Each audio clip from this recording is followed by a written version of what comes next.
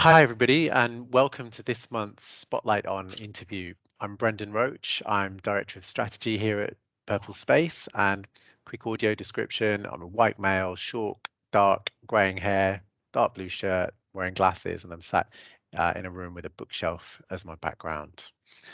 Now, in November, our leadership theme focuses on the power of storytelling. So those of you that read it will know that in our great global impact report from 2021, it unanimously showed that our community of disability network and ERG leaders value storytelling campaign as one of the most powerful methods of driving cultural change within organizations. And we see that right across our community of disability ERGs. We see that storytelling campaigns have the power to normalize the subject of disability. They encourage colleagues to be themselves at work and break down feelings of isolation. And storytelling also supports the business to improve its practice because it can learn directly from the experiences of its own people. So as ever, I'm joined by my colleague, Lauren Pemberton Nelson. Hey, Lauren. Hi, Brendan. It's great to be here today. I'm the Communications and Engagement Officer for Purple Space, as a reminder to the audience. I'm a 20-something Black woman with black natural hair in short braids that are tied back, and I'm wearing glasses and a black shirt in a yellow and white living room setting.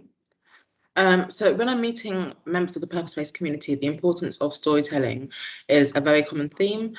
So I'm really delighted to be joined by Nakul Gore, Global Chair, Co-Chair for Enable Disability Resource Group, and Manisha Mehta, Global Diversity and Inclusion Manager and Lead for Unilever's Global Disability Inclusion Strategy.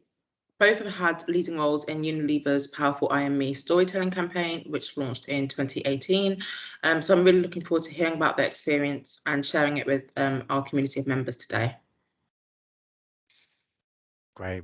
Well, welcome, Nakul and Manisha. And, I'm excited about today because I've had the great pleasure of knowing and working with both Nakul and Manisha for a number of years. So I'm a big fan of the work that both of you do. So to get us started, I wonder if I could turn to you in turn, just to introduce yourselves, tell us a little bit about yourselves, and especially interested in what has prompted you to get involved in the work of the Enable ERG and how you support the work of the network.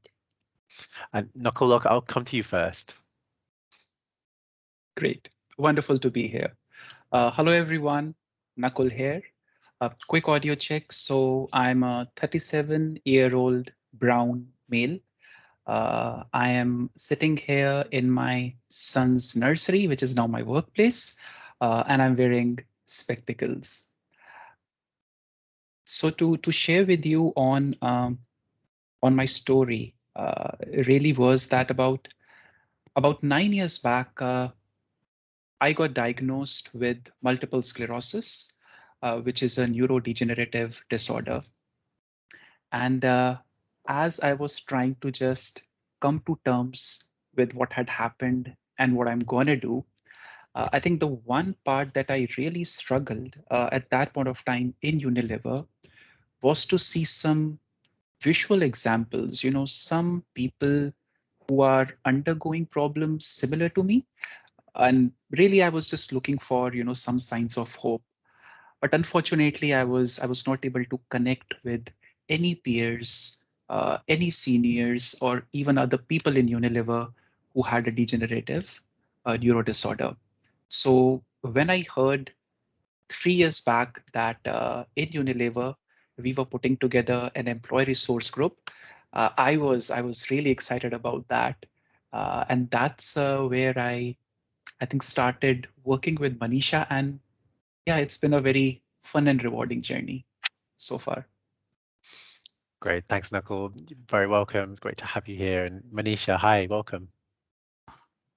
Thank you so much, Brendan. And like Nakul, just want to echo, really, really happy to be here and to be sharing our story and our journey of the Enable network within Unilever and how it's kind of grown over the years.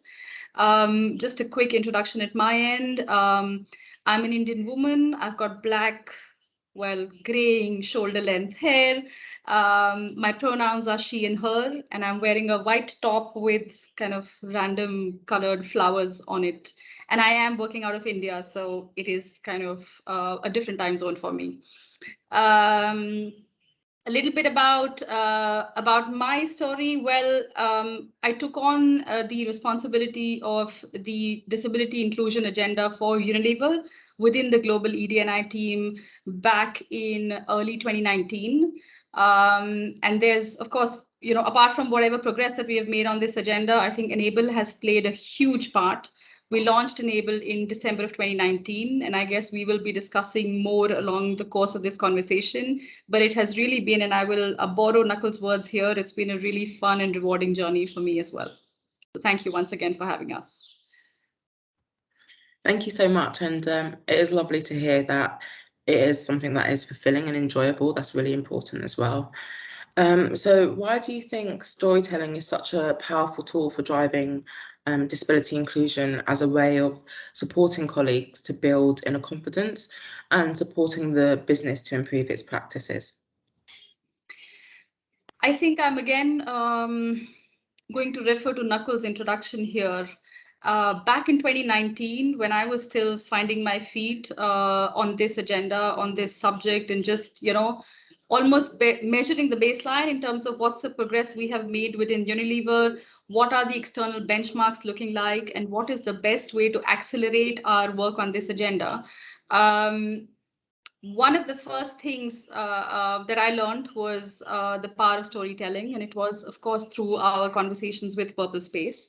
That's when I reached out to employees across our markets, and these were, of course, employees that we knew had a disability. So the caveat there is that most of the time, the people I spoke with did have visible disabilities. That's how the teams knew about them.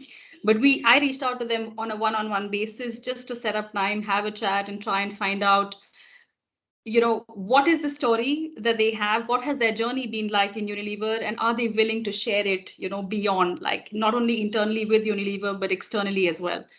And during the course of many such conversations, including a conversation with Nakul, I realized that one of the key missing elements is that, if you are the only one in your market who has, as in Nakul's case, a degenerative neurological disorder, you feel like you're the only one and there aren't any others like you in Unilever, which wasn't really the case. I spoke to another employee who was sitting in the US who had exactly the same diagnosis. And it was honestly a pleasure to connect and say, guys, we're all in Unilever. It's just that you're in different markets, but you are not the only one. And that for me kind of brought alive the power of storytelling. That for me was also that light bulb moment where, you just suddenly realize that we need a network. We need an employee support platform where people across markets, across time zones, across categories, functions can actually just connect and say, are you experiencing what I'm experiencing? How are you coping with this barrier? Or, what is your way of managing work around this particular process that may not work for us with our diagnosis? And that's really what sparked the conversation. And yeah, happy to share that Nakul was one of the founding members of Enable for us. So yeah. Thank you.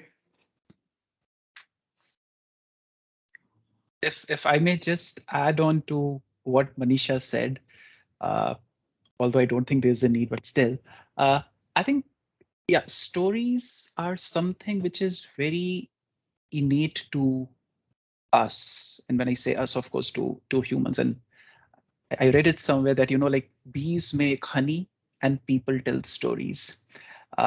It's really it becomes a means to connect in a very, very fundamental level.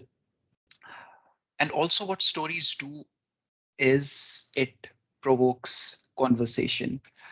And that's exactly what had happened and what our journey had been, that when Manisha started, having these conversations and putting, just bringing some of the people together, I was very fortunate to be a part of that group. Yes, that's the time when we realized that there's so much that we can learn from our shared experiences. And one thing led to another. To be honest, we did not have a very clear path or a way that how this is going to manifest into a global chapter. And now, of course, we have clearly defined work streams and we have an OKR framework and all of that. But in the initial days, it was, yeah, just about, right, Manisha, 5 or 6 of us who were there on a Skype call at that time and just sharing our experiences and learning. So yeah, it's pretty cool to see that how that slowly manifested into, the larger employee support group that we have today.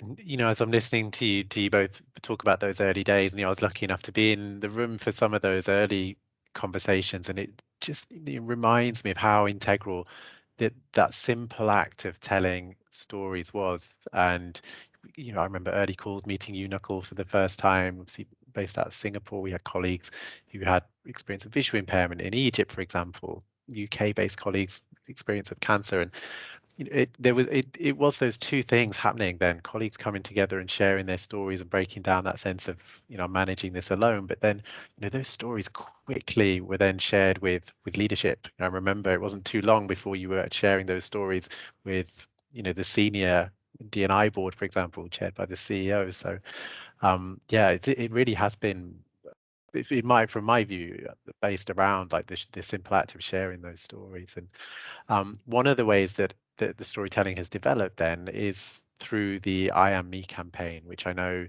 you launched 3 years ago. I think we're coming into the fourth year. It has grown year on year. So I just wondered, could you tell us a little bit about the I Am Me campaign? So why did you launch it, and then what has the impact been as it has grown and developed over the years? And Manisha, I'll start with you, as I know you from the strategic level, you run that campaign. No, happy to share the journey of the campaign as well. Brendan, and you're right. We launched I Am Me back in December of 2018, obviously in time for the International Day of Persons with Disabilities. And since then, every year, when we activate a campaign around December 3rd, it is under the tagline of I Am Me.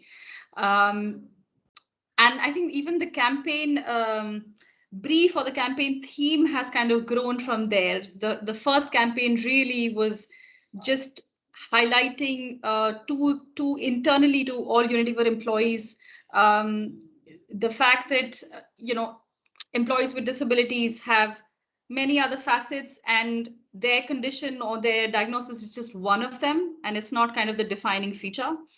And since then, we've kind of built on to the campaign to add, professional elements, professional achievements, and how colleagues within Unilever are thriving in the roles that they are doing.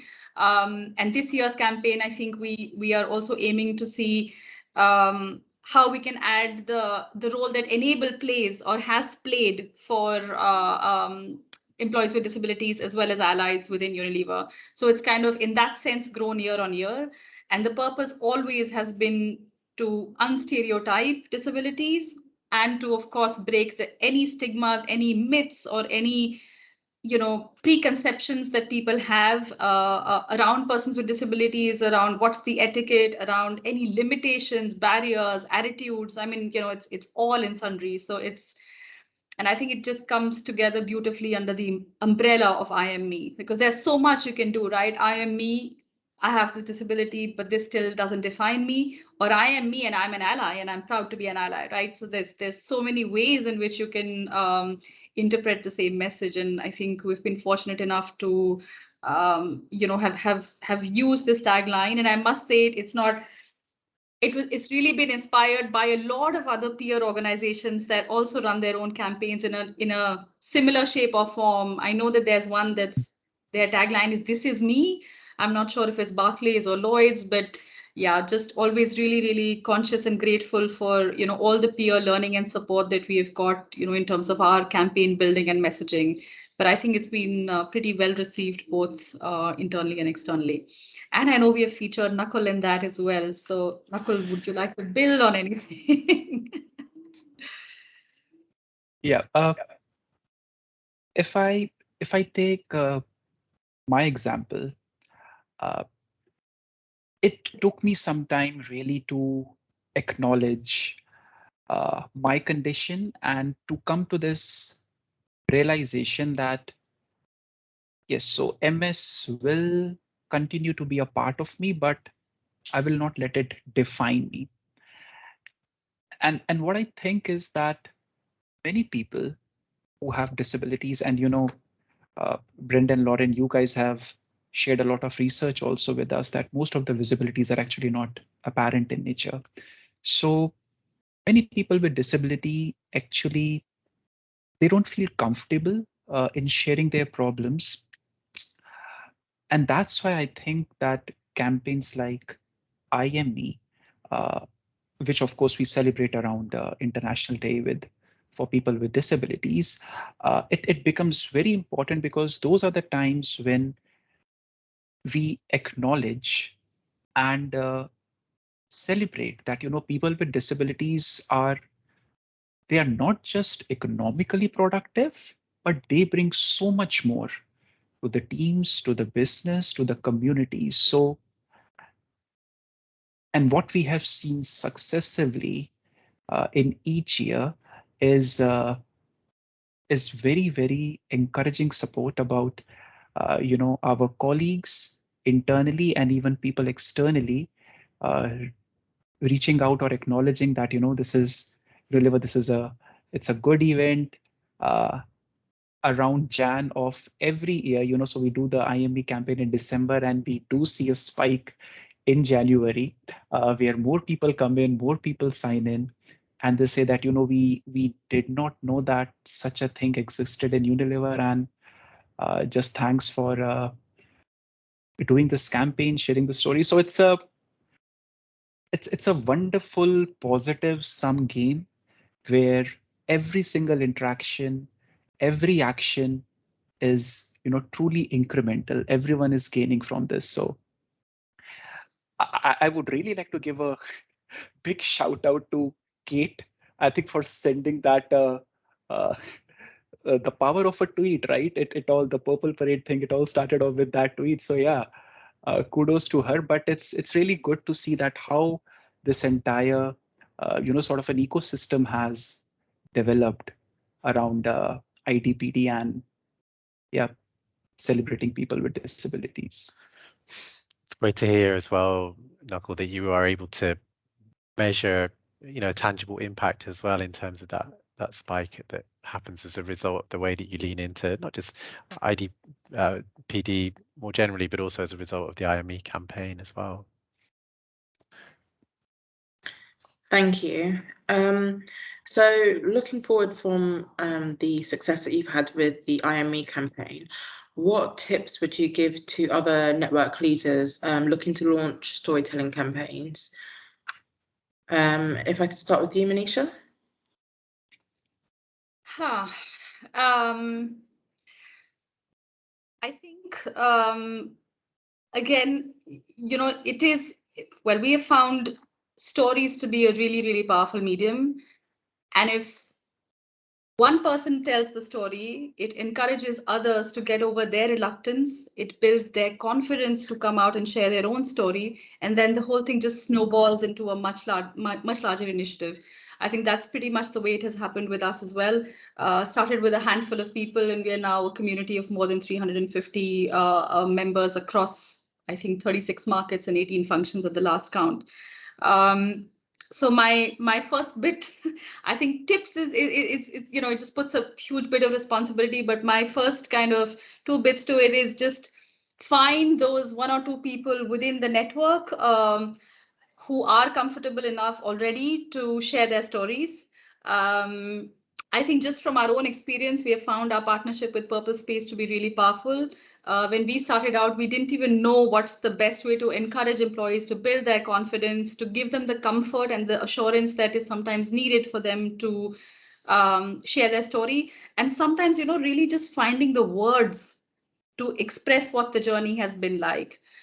So maybe the other kind of suggestion I could give is look for partners like Purple Space who can help partner with you and kind of build that inner confidence, and just using Kate's own terminology, that has really worked for us as well.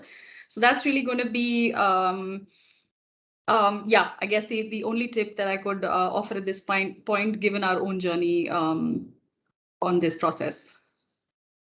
Over to you, Nakul. Yeah, no, again, I think Manisha, you captured it really well. Uh, uh, I guess what I would suggest is for everyone that just take the step. Please don't overthink. When we, of course, Manisha and I, when we do enable, we still discuss in every call that God, there is so much more that we still need to do. And that's how we started off. When we started off, we did not have a clear plan, very well aligned support. But yeah, there were only a bunch of people who said that, all right, this is something which we feel would be valuable, and let's give it a shot. So please don't try to make it perfect, because doesn't exist any such thing as perfection. And yes, I distinctly remember, Brendan, the calls that we had at that point of time with yourself and with Kate, and some of the points that Kate also guided us on, which was to be extremely selective, to prioritize, and then prioritize again, and just give it a go. So yeah,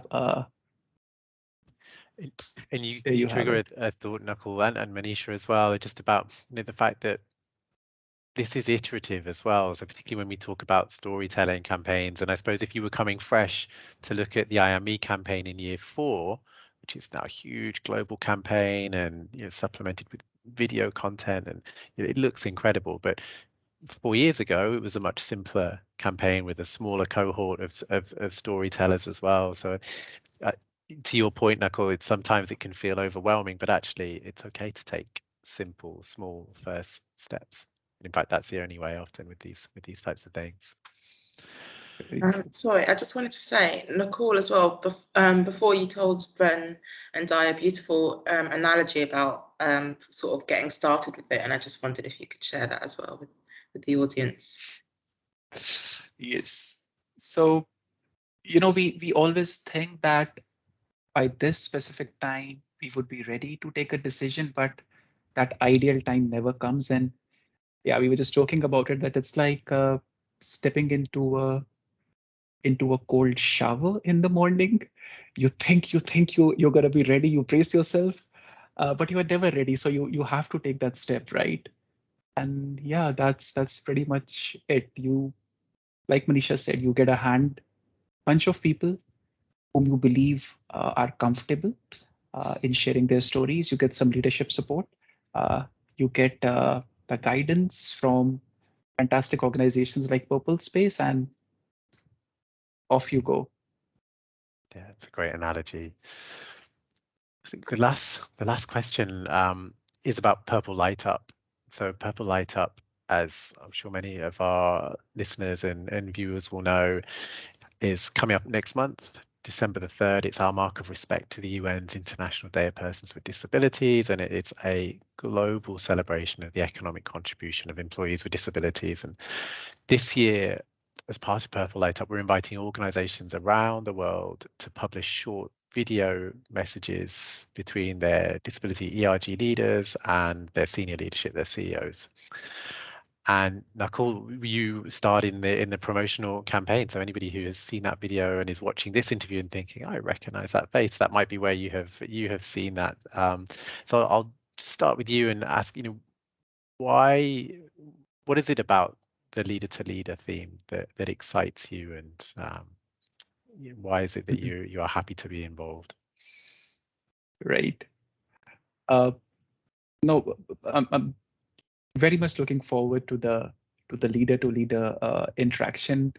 And one of the things that I find quite admirable with Unilever leaders in general is that they don't shy away from tough questions. So I would also like to acknowledge that although in Unilever we have made some decisive steps to make our workflows, more inclusive, more reflective of the communities that we serve, but there are also a lot of things that we have not been able to do. And we have some very good examples, from folks like Salesforce, Marks and Spencers. You have shared that with us, and thanks again. Where where these organizations are doing very admirable work when it comes to measuring what percentage of the workforce actually comprises of, people with disabilities or any other identity groups, which makes it really easy for a business leader in a market then to take clear actions and identifying that problem. So one of the themes that I do plan to pick up uh, in the leader to leader chats would be around how can we get better at measurement for some of these initiatives which will land tangible impacts. At the same time, it's always, these conversations are always fun because you also get to see the fun side, the light, the human side. Uh, so again, I'm very excited for this. Great. We're looking forward to seeing the video as well. And Manisha, yeah, would love to hear your thoughts on what do you think of the opportunities for organizations and ERG leaders with this leader to leader theme? So I must start with a kind of just acknowledging that I love the theme this year. I also love the way it's grown from just the light up, which is, yes, a great way of visually and kind of so beautifully acknowledging the economic contribution.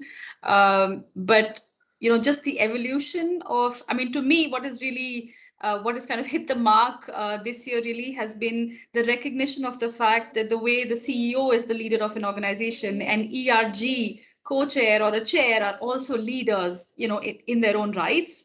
And that's the reason why I love the tag of leader to leader conversations. It's almost like, we're on the same platform, and yes, we're both leading kind of strategic initiatives or organization, or in this case, networks.